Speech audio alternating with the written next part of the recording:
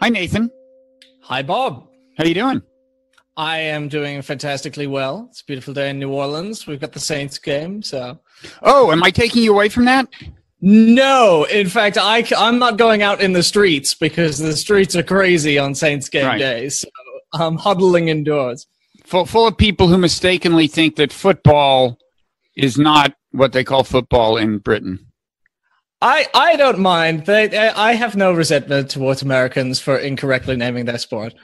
It's other things you have resentments against us for. No, you're not still sore about that revolution thing, are you? No, I identify as an American. The problem is I sound English, so no one really takes me seriously. Well, also, but I grew up here. Also, you're. I mean, our audio, our podcast listeners can't tell, but you're wearing a coat and tie, and.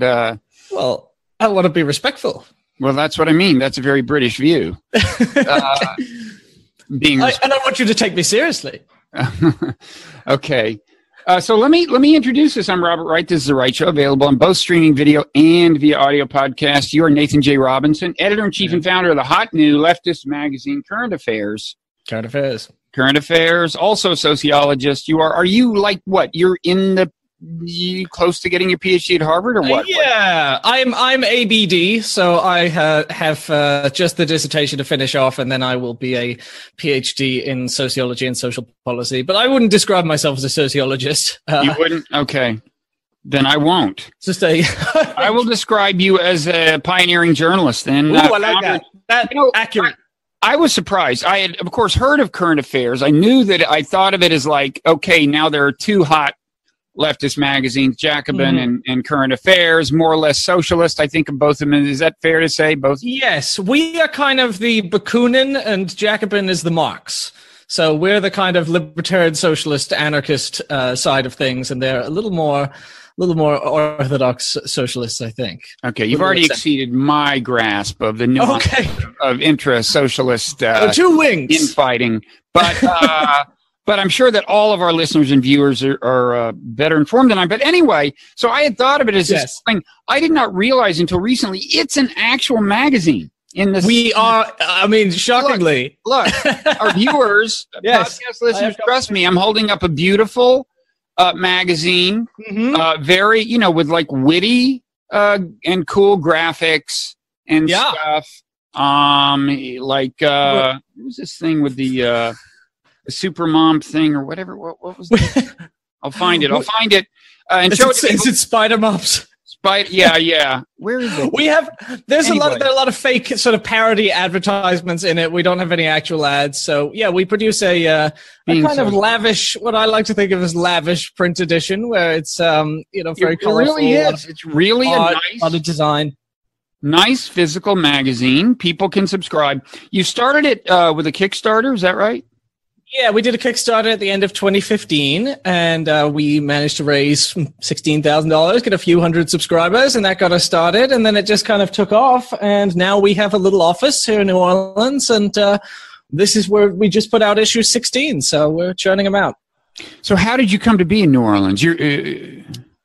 So I went to law school, and when I was in law school, I spent a summer at the New Orleans Public Defender's Office because people had told me that the Louisiana criminal justice system is fascinating, which it is, and that I should do an internship here. So I came down just for the summer and really fell in love with the city of New Orleans, which is just a truly unique place and somewhere that I felt like I fit right in. I love I just love the atmosphere here, and so I resolved to myself after that summer that someday I would move back, and it took, I guess, a few more years, but about 4 years. But then I finally, 2 years ago, moved back here because we had enough money to turn Current Affairs into a place with a physical headquarters instead of just being in my living room.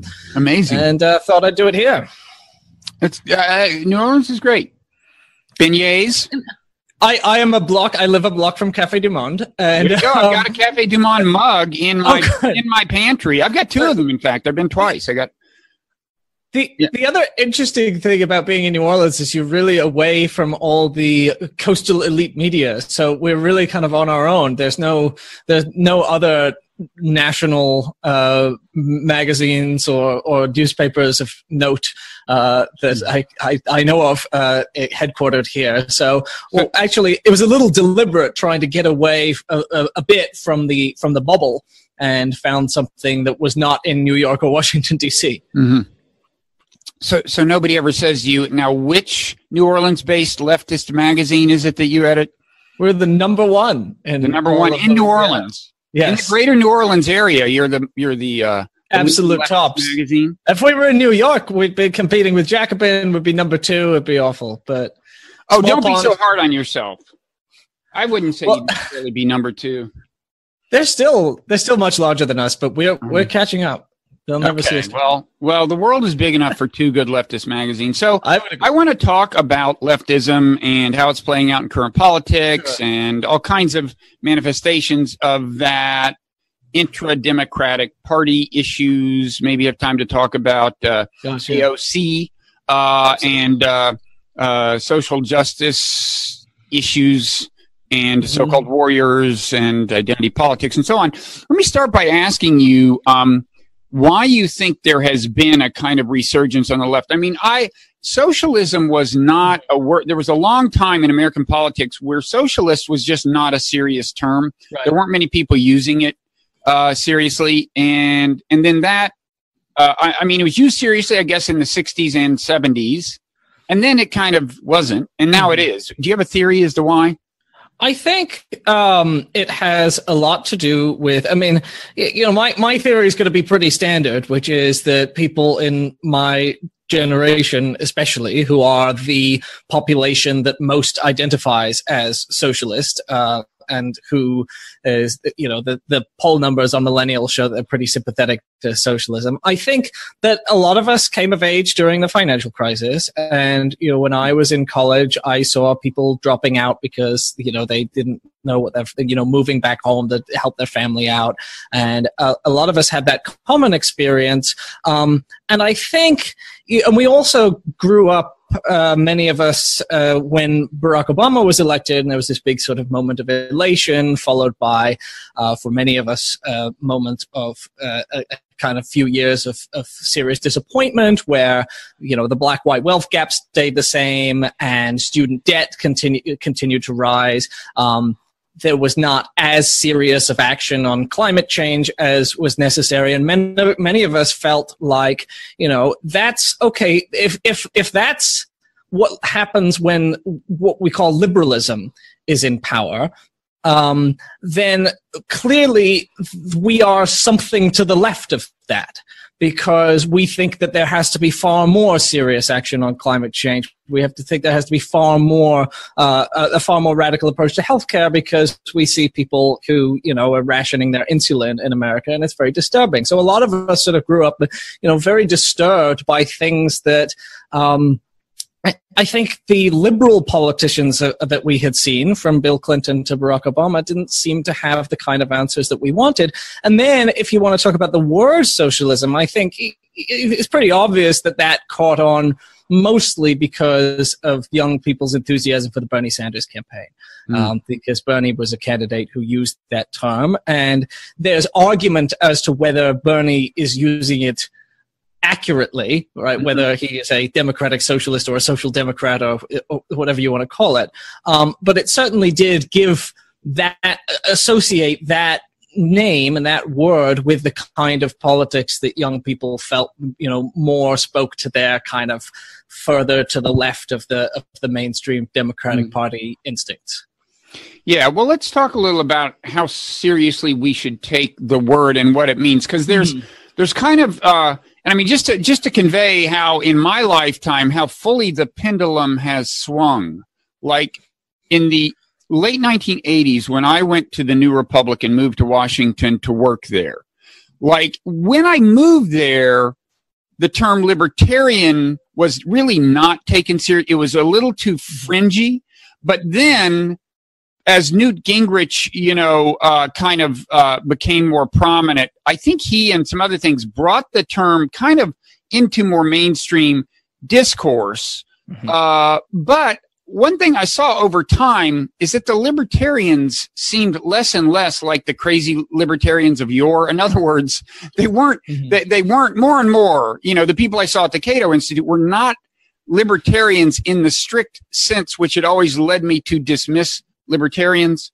And I suspect that to some extent that's a natural thing to happen as you get mainstreamed, you know, it can rub some of the edges off. So I mean, that's a long way. I mean, first of all, that's a way of saying, wow, the pendulum has really swung. There was this moment in kind of late 80s, early 90s when it was the right where we were suddenly seeing these formerly extreme sounding terms gain respectability. Now it's happening in the left. That's one point I'm making, but I'm also just kind of long-windedly frame the question. How seriously, what did socialism mean 30 years ago, and what does it mean now?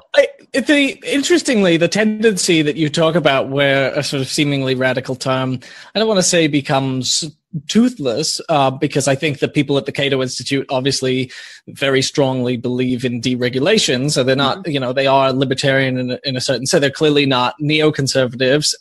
You know, there are those distinctions there. But I've been writing a little bit about the history of the Socialist Party in America in the early 1900s. And it's kind of interesting what happened there because at its height, the American Socialist Party between about 1906 and 1912 had 1,000 elected officials around the country. You know, people in office who were identified with the Socialist Party, state legislators, mayors, city council people. And there was a sort of internal schism in the Socialist Party where some people felt you're just progressives. You're just populists, progressive era reformers. You've taken the meaning out of the term socialism. And there's an argument that the end of the socialist era in American politics then came because the socialist platform, things like an 8-hour workday, things like increasing workplace safety protections, became incorporated into the agendas of the major parties and left the Socialist Party not really having anywhere to go. And that, you know, there were socialists who criticized the socialist mayors because they said, well, you're just doing good government. You're just trying to do sort of progressive government. And that may be the tendency that you end up seeing today, where as soon as, when everyone is a socialist, nobody is. And when people, it's kind of like the term progressive now, because I remember when I was in high school, progressive really seriously identified you as on the left wing of the Democratic Party, but then everyone in the Democratic Party started calling themselves a progressive. Yeah, has that happened? I'm wondering. I thought that people who proudly label themselves progressive were trying to distinguish themselves from liberals, in particular, neoliberals, right? But are you saying that this has failed because now liberals are starting to call themselves progressives because it's cool? Yeah, I think most of them call themselves. I think if you asked, if you asked nearly all of the 2020 Democratic candidates, for example, and it was remarkable that when Beto O'Rourke was asked, "Are you a progressive?" He said that he didn't know, or he didn't, use labels, and then that was kind of striking because usually so many people have just used this label because who doesn't believe in progress, right? You can say I'm pro progress, and that's a really easy thing to do in order to convince people that you're on their side. So yeah, I think perhaps you'll see kind of the same thing happening with the word socialist, where it ends up just being something that identifies the more left-leaning wing of the Democratic Party. Ocasio-Cortez is an interesting case because she identifies as a socialist. I think there are sort of obvious differences between her and a lot of the other Democrats in Congress. Whether you want to call her, whether you think that she's a legitimate socialist, is a matter of what you think that term should or shouldn't encompass. Yeah, I mean, it seems to me one thing it has come to kind of connote, and maybe this is the closest thing to a truly unifying theme in everyone who calls themselves socialist, is a kind of fairly harsh attitude toward capitalism.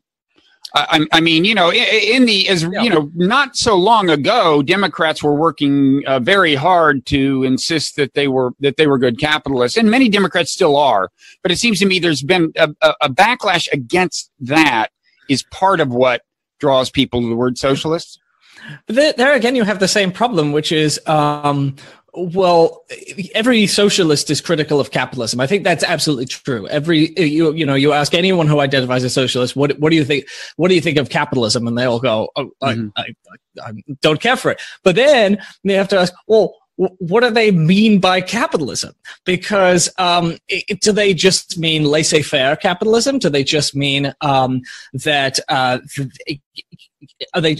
they regulatory, reformers, or are they people who, like, for example, there are market socialists. Market socialism is a type of socialism, and market socialism doesn't believe that there should be a command economy governed by a centralized state. It's decentralist. It believes that there should be little private institutions. Often it believes that there should be state control of some major industries. But if you ask the degree to which it would end up resembling what we traditionally conceive of as a socialist economy versus, what we conceive of as a capitalist economy, you have some socialists who I don't think the thing that they would be advocating would be necessarily as radical as you would think. There are socialists that I know who largely believe that the public sector should steadily control, sort of almost you should leave corporations as they are, but have the state purchase more and more of the stock and buy up the country's wealth to the point where the ownership of the country's wealth is, or these sort of large concentrated patches of wealth are in the hands of the state. But ultimately, if you in that world went out and looked out on the street, you would see not that much different. You'd still have small shopkeepers. You'd still have, you'd still have things that look like businesses. Well, maybe I should ask you then, like, what kind of socialist are you? I mean, we just run down some bullet points. I assume you're for a much more redistributive tax structure. More, like when AOC came out and said, "How about a 70% upper income tax bracket?" I personally thought, hey, great Overton window maneuver. You talk about 70, you'll settle for 45 or whatever. But but you were probably like, let's do it, 70, right? And I mean, I wouldn't be horrified by that. I just don't consider it remotely realistic. But anyway, I think this is one thing, right? I have to say, when we talk about what she was actually advocating, 70% is the number that gets thrown around, but if you actually look at what that would end up doing to the tax rate that hit large incomes, which she was talking about a marginal tax rate over $10 million. So she was talking about every tax dollar earned above $10 million, because you already have $10 million at that point. For a lot of people who are in those, it wouldn't necessarily hit.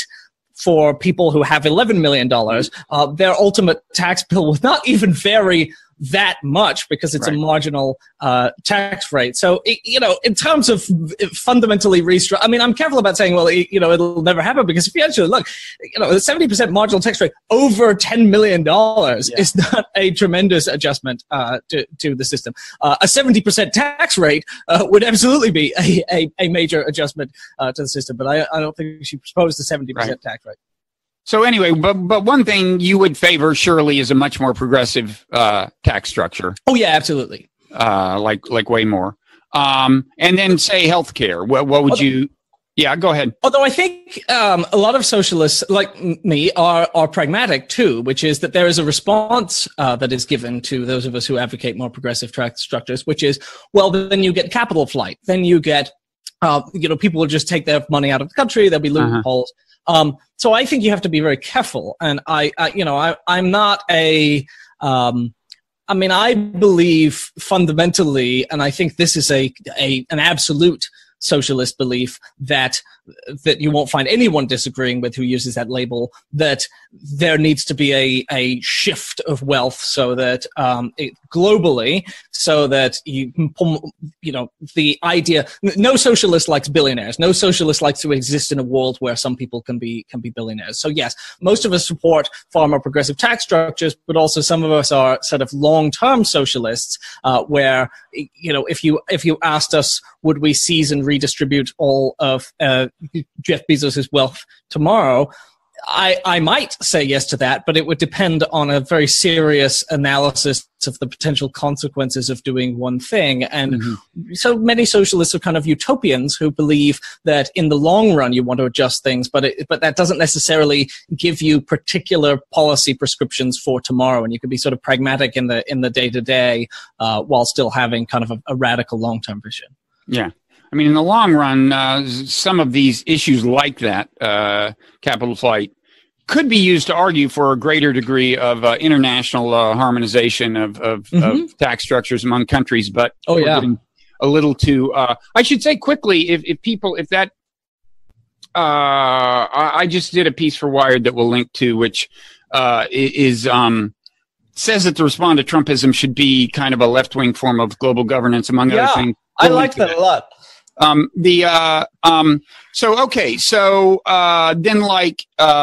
you tell me what most distinguishes your particular personal brand of socialism maybe from others. How would you just describe it in a thumbnail?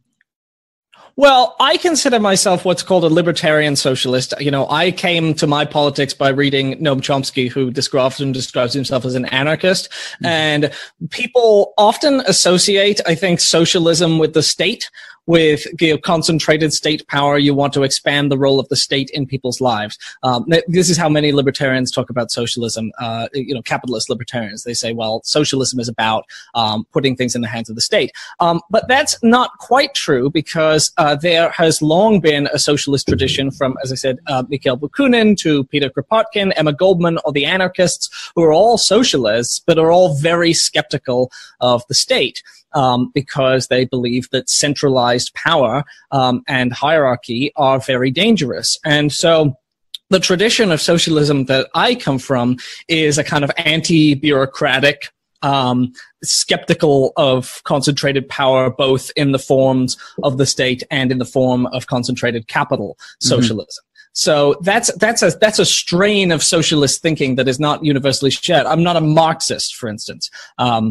There are Marxist socialists. There are non-Marxist socialists. I didn't come of age reading Marx. I came through reading these anarchist thinkers. And so that doesn't mean necessarily the overthrow of the state, but it does mean a strong skepticism towards bureaucracy, for example, which is not always something that socialists have, and which those of us on my side of the socialist tradition think is very dangerous. You know, we are constantly looking. Our socialists were the first socialists to criticize the USSR, for instance, because we saw what happens when you have a commitment to egalitarianism without a commitment to freedom. And so that term libertarian socialist means combining the commitment to freedom with the commitment to egalitarianism. So, does this mean, I mean, maybe this is too tenuous an inference, but does this mean that in terms of getting to universal health care, which I'm sure you want to get to, it doesn't have to be through single payer? It doesn't have, or what? No, I'd say that, at least for me, socialism prescribes the principles rather than the policy. And so the principle is, for example, is egalitarianism. The principle is that everyone should have the equal ability to live a dignified life without having to struggle to pay for healthcare. And that really having to think about money when it's your fundamental health is very disturbing to all socialists. Whether that means whether that means state hospital, whether that means an NHS system, or whether that means, if there was a private charitable organization that provided the same things, we can be okay with both of those things as long as it conforms to the principle. Now, one of the reasons that we're still skeptical of private power, and that you do end up seeing even my socialists embracing some solutions that go through the state, is because we also believe very strongly in democracy, which is that people should be able to participate in decision making. And one of the things about the private sector is that you don't really get much of a vote oftentimes in institutions. This is why a lot of people on the left are skeptical of charter schools. It's not because we have some visceral reaction to the fact that charter schools are separate from the state and we just love the state. It's because we really fear taking things out of the realm of democratic governance, where you don't get to elect the school board, you don't have, guaranteed ways of participating, and so I think charter schools of a certain type have the inevitable effect of draining money from the public school system per se. Mm-hmm. It depends on how it's set up. But so let's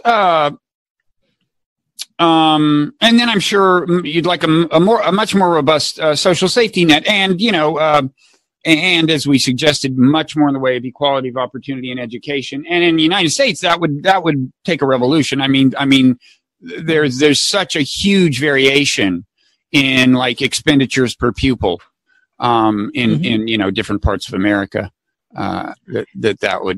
that would be a revolution itself. So you're for all that stuff, I assume. Yeah, and as I say, that doesn't necessarily prescribe a policy for but it does kind of, the first thing that unites people who have a sort of socialistic mindset is believing that disparate funding of education per pupil is a wrong, essentially. That people deserve, that if life is going to be fair for young children, they need to have the same kinds of schooling. Now, you have plenty of people who don't think that is a problem. Even many people who are liberals who, send their children to private school and who want to get their children ahead in the system. Mm-hmm. And so for those of us who are egalitarians, as I say, we don't necessarily all share a policy prescription, but we do share a sense that a particular tendency is a problem.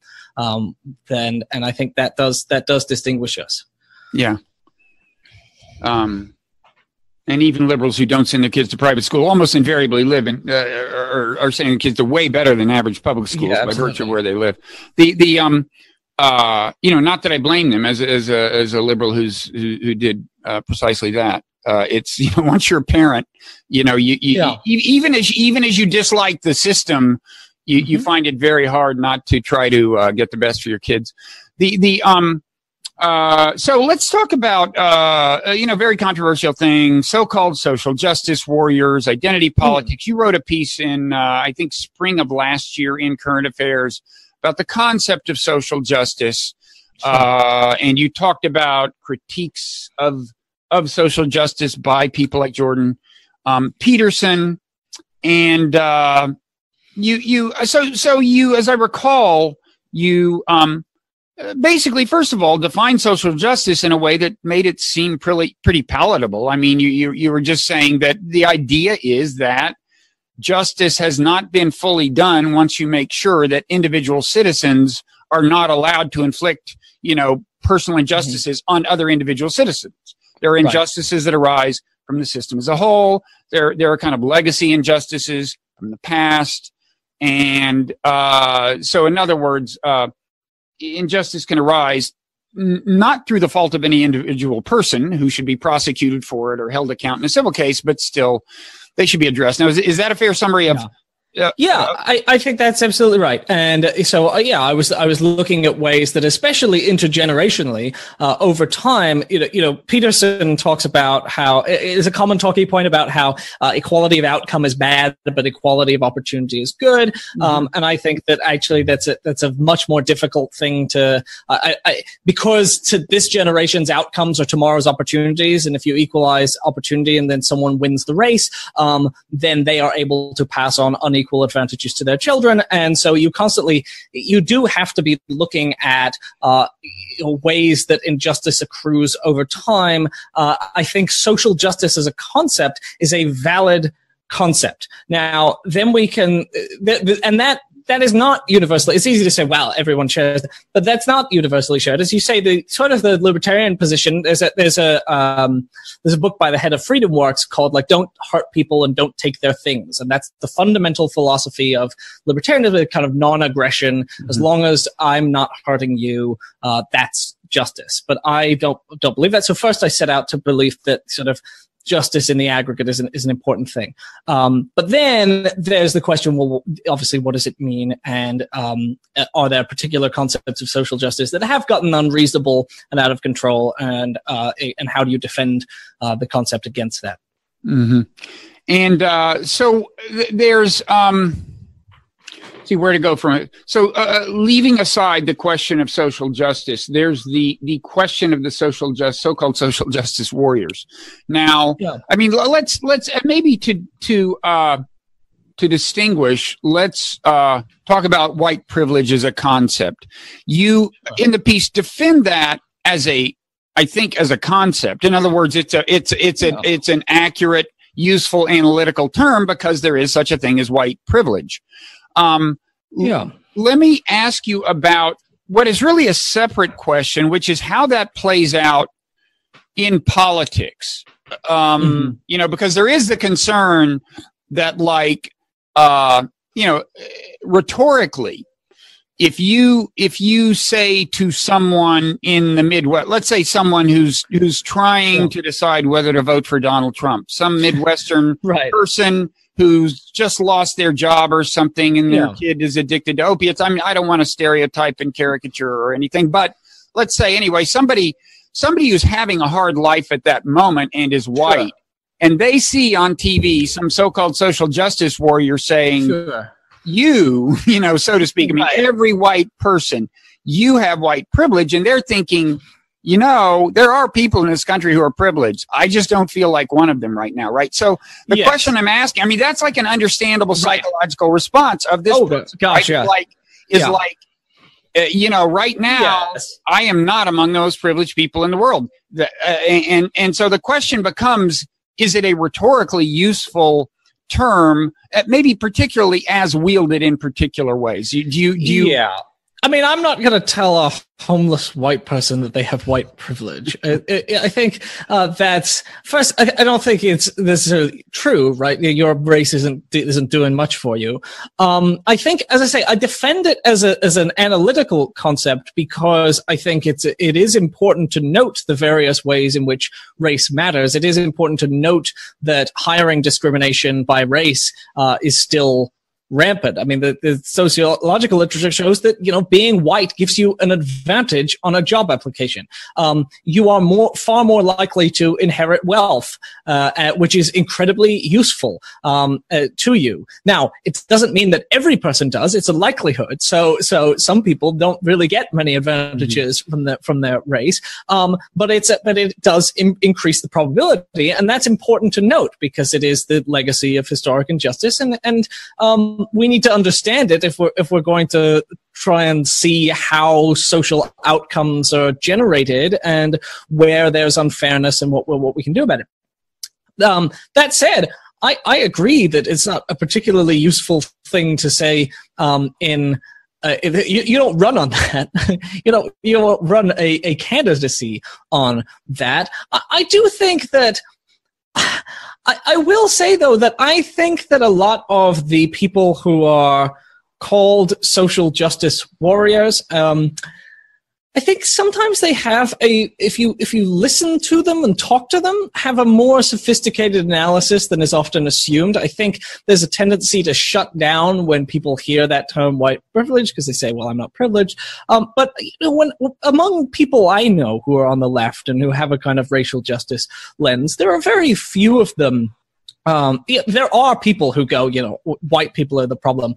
But there are also people who are very sophisticated. In fact, you know, the much maligned term intersectionality, which I don't really like as a term, but the theory that Kimberly Crenshaw developed is actually a way of trying to show that oppression and injustice, they occur in different degrees to different people. So, for example, a rich black man may have an advantage over a poor white woman. because wealth might make the difference, and being male might make a huge difference. And it can occur the other way around too. A wealthy white woman may have an advantage over a poor black man, even though we think that that men generally control more wealth and access to opportunity in this country. So actually, a lot of people have very sophisticated analysis. One of the things that I object to so strongly is that the people who are called the social justice types, they're not really heard from as much as you might think. People like Dave Rubin, for example, don't have them on the show much. And there are a lot of academics, sociologists and such. I'm from sociology, and many sociologists are they're smart people. And they don't really get heard from much. Social justice warrior is a kind of nebulous category that is thrown around. But if you actually try and name who the social justice warriors are, I'm not sure who you would name. Yeah, no, I think its actual main use on the right as a term is to refer to college students who are said to want to constrain speech, basically, and attack conservatives who come to campus. I think that's the main context in which it's used, which is so really, I mean, the actual rhetorical deployment of it by the right has pretty much nothing to do with the actual concept of social justice, I think. Mm-hmm. I don't want to go too far. I mean, I've had some of the, like, like Brett Weinstein, I've had on the show a couple of times. He's a smart guy. He's one of these intellectual dark web people. Yeah, right. Like a number of the people who rail about social justice warriors, he had a very unpleasant experience as an academic. Oh, yeah. I mean, much more unpleasant than the average of these academics had. Sure. His was like at one end of the spectrum. Right. And, but anyway, so, I think, I mean, do you think that's right? And in a way, it's like, you're right. There aren't that many prominent social justice warriors, but that's partly because the way the term is used, they just want this kind of almost caricature out there. They just want you to think of the craziest college student. They want you to think of a college mob when you think of social justice warriors. And I think this is a little unfair to college students because, so I was, before I came down to New Orleans for current affairs, I was TAing some classes in the sociology department at Harvard. And there were, I had classes full of about 25 students, and they were the people that I think are associated with this term because they were all sort of liberal left college students who are very concerned about racial justice. That's why they're taking sociology courses. And I found that I think the caricature is quite unfair in many instances. I do think it picks the most extreme cases, and I do think there's a kind of cherry picking and an assumption that individual instances show trends, but it doesn't show how widespread the trend is. Mm-hmm. It was always telling to me that people return to the same examples over and over. Milo Yiannopoulos at Berkeley, Charles Murray at Middlebury, and Brett Weinstein at Evergreen State. And those are, and there are some others, but there are a few of these cases every year. But there are thousands of colleges and universities around the country. And my sense is that the majority of young, progressive, lefty students, if you sat down and talked to them, they're fairly reasonable people. And I don't like dismissing their concerns through caricature. We can pick the people who complain about the cultural appropriation in the dining hall of serving tacos or whatever. But that is not quite fair because not all of them are doing that. I mean, that happened. There was a couple of students. Can I quickly ask you, what is your view on cultural appropriation? I mean, I'm older than you, so it's by a long shot. So it's probably more often that I have some reaction against stuff that's happening on the left that even though I consider myself left of center, I think, like I'm having this old person's reaction to it. And I got to say cultural appropriation is one of them. I think, I mean, it's like if there were no cultural appropriation, well, it works both ways, but I certainly think there are a number of African-American blues pioneers and singers who would be much less well-known than they are. There would be less of their culture around if it had never been appropriated. But anyway, what's your line on cultural appropriation? Well, I live in New Orleans, a city where there's been sort of incredible mix of cultures that, with the cradle of jazz. We have the Mardi Gras Indians who sort of are a black tribute to Native American culture. So we have a lot of cultural mixing here. So obviously I care a lot about the ability of culture to, I think cultural mixing and taking from different cultures produces wonderful things.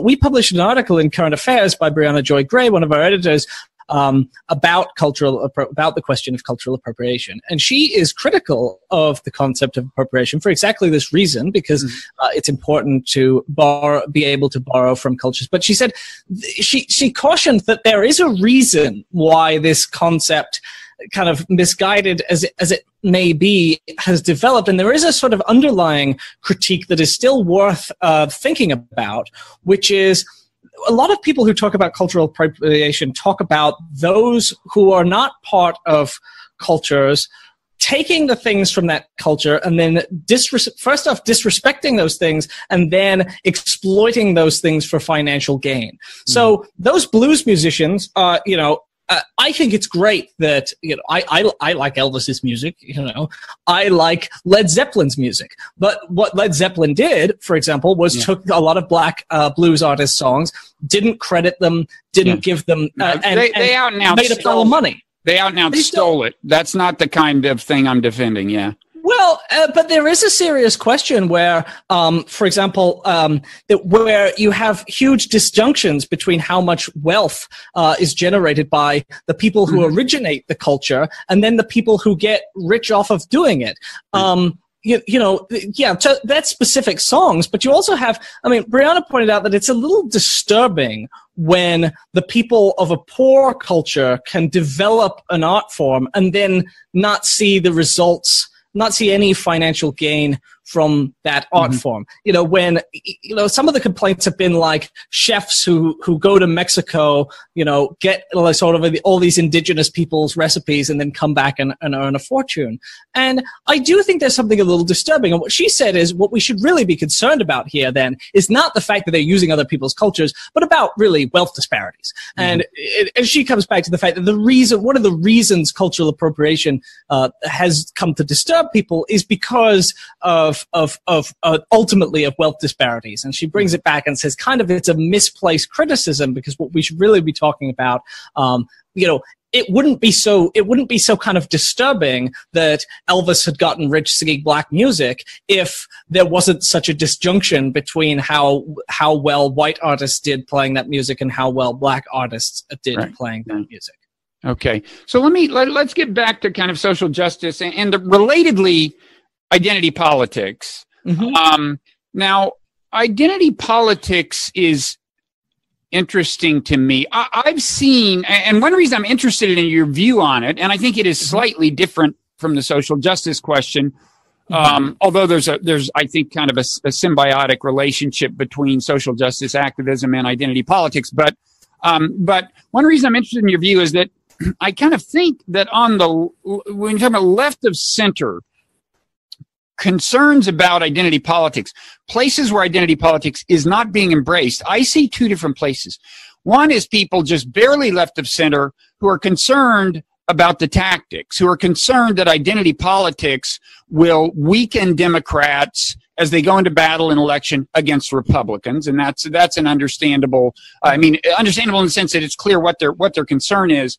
But then separately from that, I think I've sensed among some socialists a reluctance to embrace identity politics, which makes sense in a way because, after all, class, according to standard socialist analysis, class is a very important variable.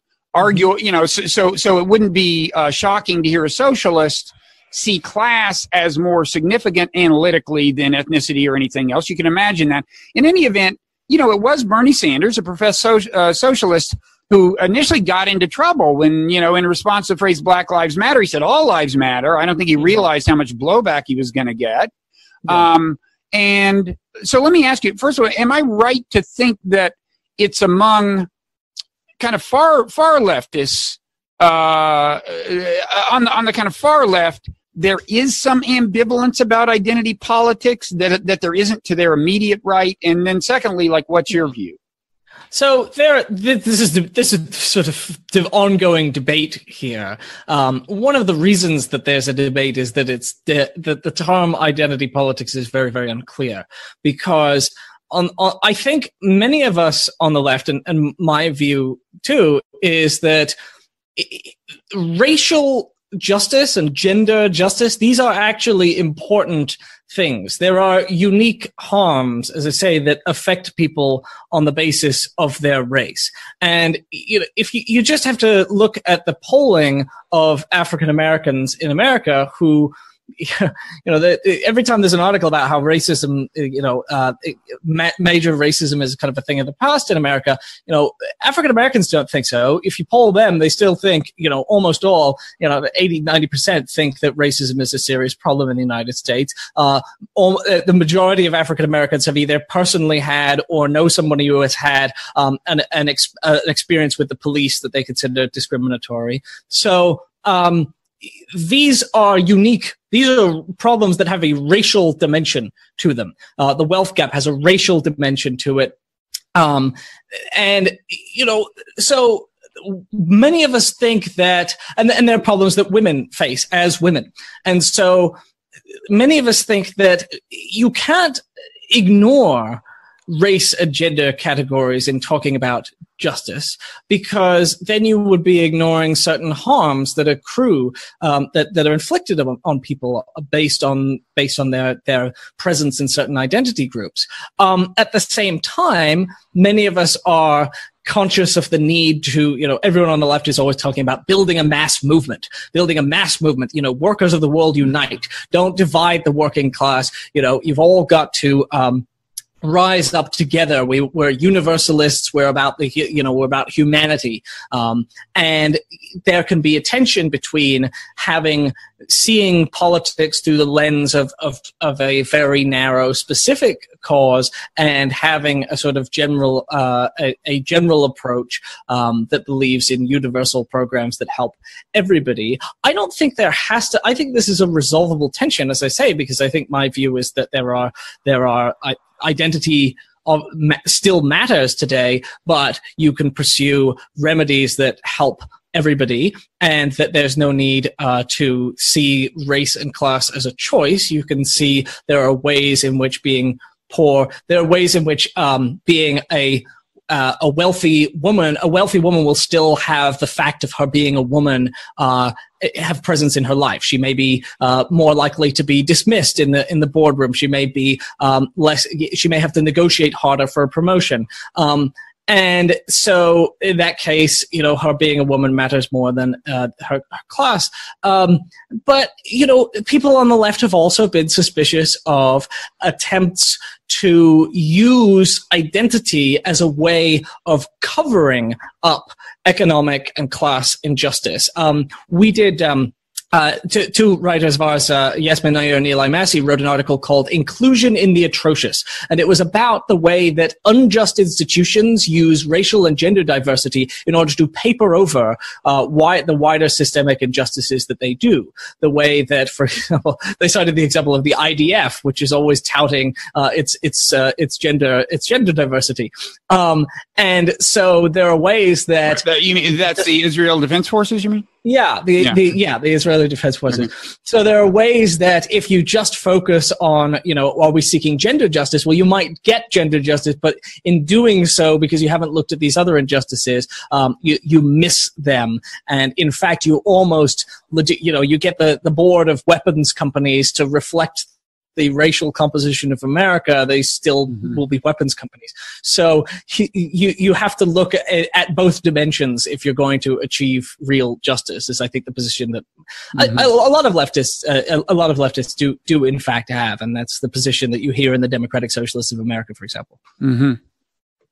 So you don't think it's an adequate defense that the ethnic group whose members are being killed by your bombs are also represented in your factories? You don't think that quite does it? Yeah, and I mean, and there's a serious question. There are arguments on the left as to whether, for example, Eli and Yasmin talk about like the transgender in the military thing, where you think, well, if we believe that that American militarism is fundamentally unjust, does having the military be more inclusive? To what degree does that create or inhibit justice? And I'm not sure. That's sort of an open debate. Mm-hmm. Okay. So there's a kind of related, well, here's an interesting, not totally unrelated thing I'm kind of picking up on, which is that, Glenn Greenwald, who was on your podcast recently, we should say you have a podcast as well as a magazine. We do. Current Affairs podcast. Recommend it. Now, I've only listened to one of the two episodes, and you didn't get into this on the one I listened to, but he has lately started showing some solidarity with of a selective kind with people, kind of intellectual dark web types along this one dimension of arguing that people should not go around, I don't want to put words in his mouth, but kind of complaining about, I don't know if he's used the term microaggression. His point is that there's too much sensitivity, including on the left, to a speech of a kind that you find, harmful, being triggered and so on. I think I'm characterizing him accurately. Yeah. I think that's kind of a fairly newly expressed concern of his. I haven't heard a lot of that on the left, and I don't know to what extent it's connected to any larger reservations, if it's connected at all, about the way identity politics is playing out. But have you noticed this at all on the left? Are you aware of it in his case? I see. I don't know what Glenn has said about this, because I haven't read anything he's written on this topic in particular. I do meet leftists who say things like you say, who are talking about oversensitivity, or talking about now my reaction to all this has always been to be quite careful, because I think that there's a degree to which it's true. I know many leftists who've been in sort of activist groups who have had, who believe that there is kind of that what is called call-out culture, has pernicious effects. On the other hand, I try and be careful, because I think that there might be a way that sometimes people's sensitivities are justified, even though I am pretty much of a very strong free speech advocate. And I tend to believe that the best approach to having some awful speaker coming to your campus is to do a counter event, rather than trying to stop the speaker. And I think that's true for both principled and pragmatic reasons. On the other hand, I see why people get upset. So you take some of these free speech cases, you take someone like, Milo Yiannopoulos, the things that he was saying on college campus are really repulsive, really beneath what you would expect of academic discourse. I mean, he was, telling Muslim members of the audience, making jokes about suicide bombing and using the C word to describe women, and just being really vulgar and nasty. And you could see why he's a total troll. There's no serious intellectual. So, but you could see why the free speech issue there is actually, I don't think, clear cut, because if you're a student, you might say, a college campus is not a place for everybody. Not everyone gets to come and speak on a campus.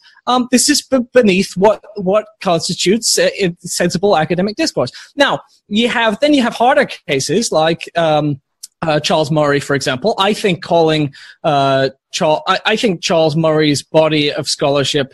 I've written a long article about why I think it's justified to call him racist, because I do think that he believes that white culture is superior, and I think that constitutes racism. So then you can say, well, I see why people get upset. Not his ideas about genetics.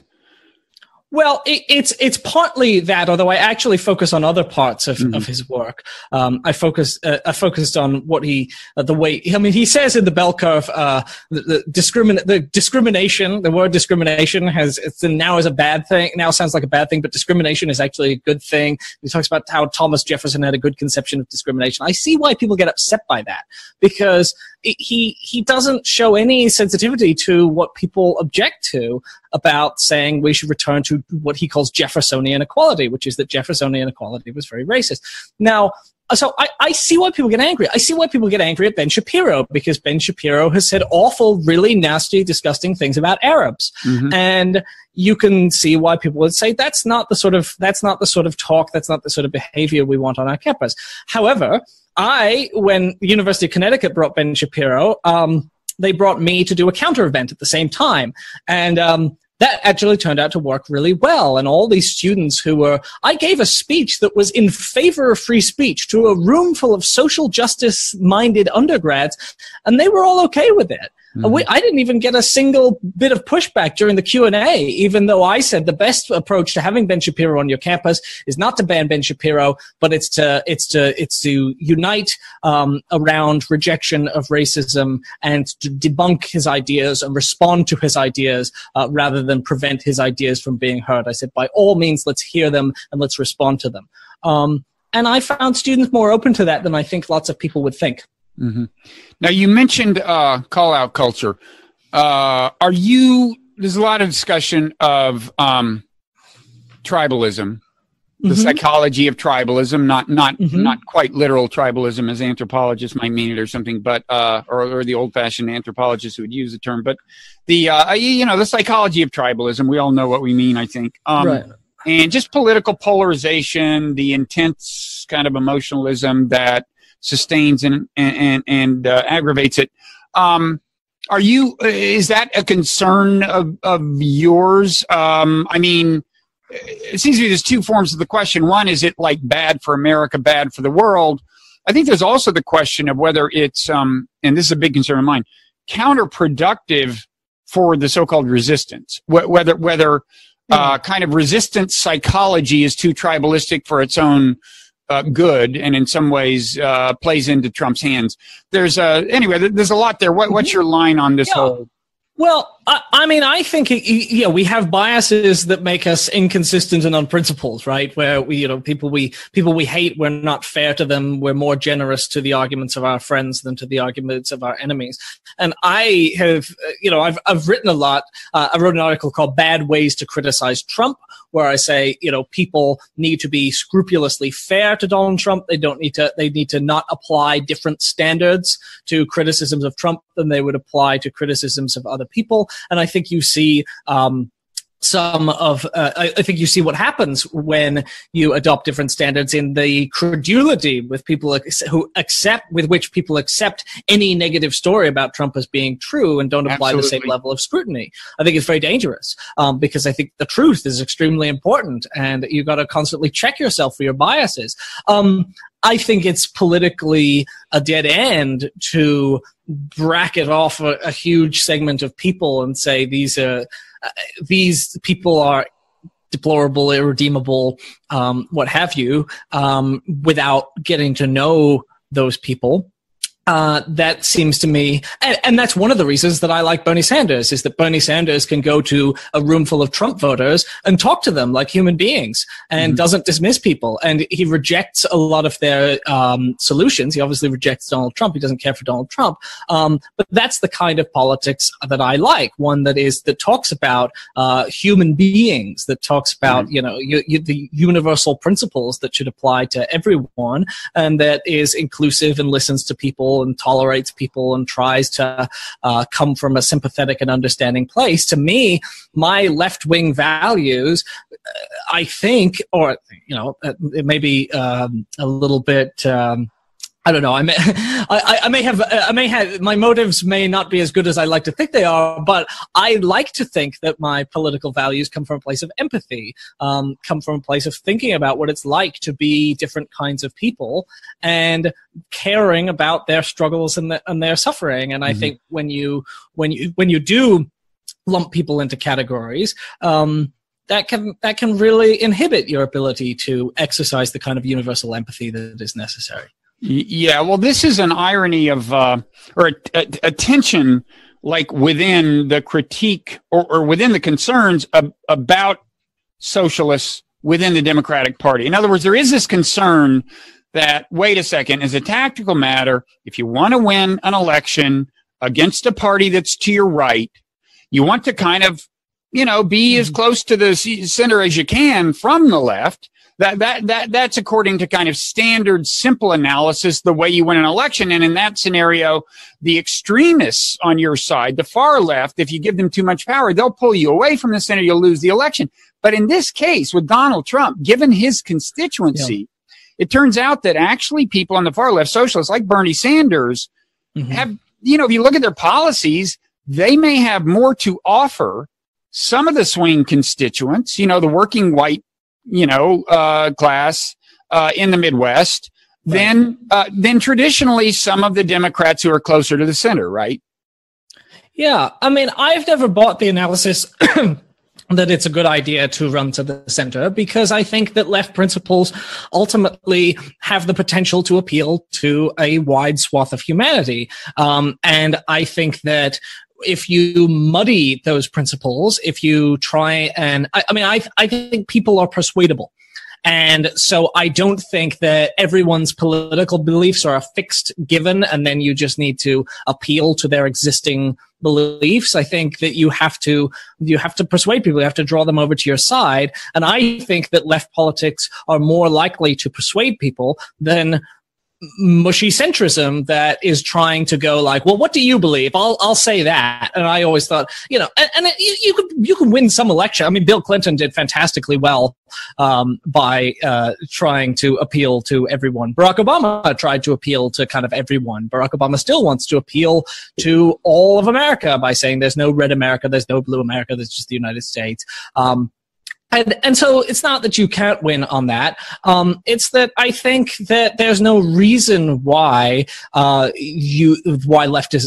principles can't win, because I think they're pretty sound. I think when you try and explain them to people, and you do so in an empathetic and rational way, and you take on board criticisms, and you're pragmatic, and you make it clear that you have utopian dreams, but you're also capable of thinking seriously about policy, I don't see why that would be impossible to win elections, even in places that are considered red places because I like to have faith in people. That's sort of part of my politics, is not believing that people are irredeemable. Mm-hmm. So on this, to get back to this tribalism issue a little, I'm curious, do you have how do you try to conduct yourself on social media? Do you have kind of rules to live by? I try not to conduct myself on social media. I try to stay away from social media. Do you really? I find it very poisonous. Are you on Twitter? I have a Twitter account. I send out occasional tweets, maybe a couple of tweets every couple of weeks. Well, using the phrase "I send out tweets" is a sure sign that you don't spend much time. I don't ever check the mentions or get into arguments, because I think arguments online tend to be very vicious and hostile, and they go on forever, and I have stuff to do.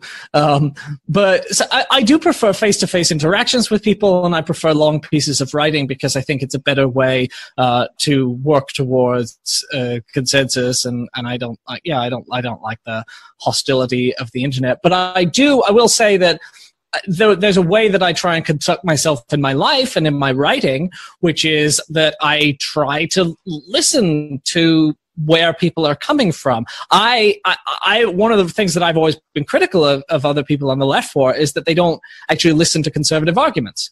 Mm-hmm. They don't read conservative books. They don't read them. You don't find I don't know, Dinesh D'Souza's latest reviewed in left-wing publications. They just ignore it. They just go, that's garbage. And I think, well, you might think it's garbage, but a lot of people are going to buy it and a lot of people are going to read it. Right. So you need to have a way to respond to those arguments. You need to try and understand whether there's whether Trump has made a good point, for instance, because if Trump's made a good point, you need to acknowledge that it's a good point. So, and I find that if you do that, if you do kind of admit when there are points that go against your side, mm-hmm. If you try and show growth in response to new information, I think that makes it far more likely that your supposedly radical mm-hmm. politics will get a hearing. Yeah, and I shouldn't let this moment go by without plugging an enterprise of mine. The Mindful Resistance newsletter is related to this whole business of whether too much tribalism is mm-hmm. a bad thing for the resistance. It's at mindfulresistance.net. And actually, there's a Mindful Resistance newsletter reader on your staff. Yes, he's a huge fan. Eli Massey, our business manager, is a huge fan. God bless him. Now, so did he co-author with you the piece on Sam Harris? Yes, he did. Okay, good. Now I can place him. Okay. Well, that was a good piece. I mean, one thing you and I have in common is we've written critical pieces on Sam Harris. We should briefly bond over that. I cited yours, and we cited yours in the piece. Yeah, he's a frustrating figure, I find, because in many ways a reasonable person, but also a person who's convinced that he's more reasonable than sometimes he actually is. I mean, your point about his tribalism was to say the illusion of perfect reason, I think, was your piece. Something and about about not being aware of your biases and not being self-critical enough, and then lapsing into the same kind of tendencies that you correctly see in other people and denounce. Yeah. So speaking of him, we alluded briefly to the intellectual dark web, so-called, and most people probably know about this. It burst on the scene with a piece in the New York Times by Barry Weiss, who hailed it in quite flattering terms. It's an assemblage of people, many of whom are critical, certainly, of social justice warriors as they see them, and so on. What do you make of this phenomenon? Is it worth taking seriously? Well, it's definitely worth taking seriously because the people who are in this group have a lot of followers and a lot of listeners. And I think, and some of their critiques have some validity. And I think it's worth, when ideas catch on and when groups of people are being listened to, you need to respond to them and you need to read their work. Harris has a huge audience for his podcast. Ben Shapiro has a huge audience. There's a question to me as to whether there is much that actually unites these figures other than a disdain for campus activists. I think Brett Weinstein considers himself a kind of Sanders voting left-leaning person, and obviously, Ben Shapiro is a conservative, and I don't know how much potential there is for them to say much beyond uniting around the dismissal of race and gender politics on the left as they see it. I've found that there's kind of a shallowness there because I think it's very limited in what they say. I wish they would get into deeper arguments about, what kinds of public policies they want to see, what kinds of visions they have for what the world should look like. And of course, I wish that they would do what I think is real serious engagement with the ideas that they disagree with. Shapiro, for example, very rarely has anyone from the left on his talk show. Mm-hmm. And I think if you're into debate, if you're advocating a culture of debate and discussion, and you're making the quite correct argument that rationality and dialogue are important, then you can't just freeze out most leftists from your sphere, and they seem to do an awful lot of talking to each other that I think is dangerous and does kind of create the sort of tribalism that you criticized Sam Harris for. Yeah, I think a lot of people are doing a lot of talking to each other. It's hard to avoid, but they certainly do have big platforms on which to do it. If you look at all the people who are listed in that article, Joe Rogan and so on. I want to just quickly touch on foreign policy. It's funny in general that although I don't consider myself all that far left on domestic policies, at least traditionally, I haven't. I mean, in general, I identify with the sensibility of kind of the socialist left, and with a lot of things they're saying that others aren't. And one of these realms is foreign policy. Mm-hmm. Now, it seems to me there is something different about the foreign policy views you're hearing kind of in your circles compared to traditional rhetoric in the Democratic Party, and so on. I mean, first of all, am I right about that? And secondly, do you think it's gonna actually have consequence? Well, I think you're right to identify the fact that there has been. I don't think it's just among the people who sort of identify as the socialist wing of the Democratic Party. I think there's been a very strong leftward shift in the foreign policy consensus generally, as I see it, because, when I was in high school, it was sort of the height of Iraq war fever. And I remember the atmosphere was essentially I grew up in Florida, so it was a sort of conservative place, but it was if you criticized the war, you hated America, you were a traitor. And I heard that sort of stuff all the time, and I feel as if that's not nearly as much the case. I mean, we don't have the same kind of situation. We're very distant from 9/11 now, but I do think it's true that anti-war beliefs are very much closer to the mainstream now. Donald Trump kind of ran on an anti-war platform. I mean, he said, he talking about how Iraq was a horrible mistake, flaying Jeb Bush over his brother's war. And that appealed to a lot of people because there is a lot of consensus that the Iraq war was a serious mistake now. Donald Trump people debate the degree to which he's serious about the de-escalating America's military presence, but he has at least directed the pullout of Syria, which surprised everybody, and does seem to be, and I think you see that this is not just unique to Trump. You do see, I think, Democratic Party candidates. I mean, Hillary Clinton was famous. A lot of Democrats were for the war in Iraq, and I think now most of them view it as a serious embarrassment. And now I really do get the sense that if there was an attempt to launch some new serious military action abroad, you'd see a lot more of a vibrant protest movement that would unite people on the right and left. There was the Yemen resolution, which was in the Senate, which was remarkable. Nothing like that. Even that, I think, to achieve critical mass, it had failed back in the spring. And I think even that, to achieve critical mass, required the fluke of Jamal Khashoggi being murdered by Saudi Arabia. And it's good that it passed. But even so, I think you see a fair amount of kind of, institutional momentum in the direction of antagonism with Iran, for example, and Trump has totally bought into that, whatever he said during the election. So I don't know. Now, interestingly, there is on part of the right this sort of Buchananite, in the sense of Pat Buchanan, Wright, American Conservative Magazine, and so on.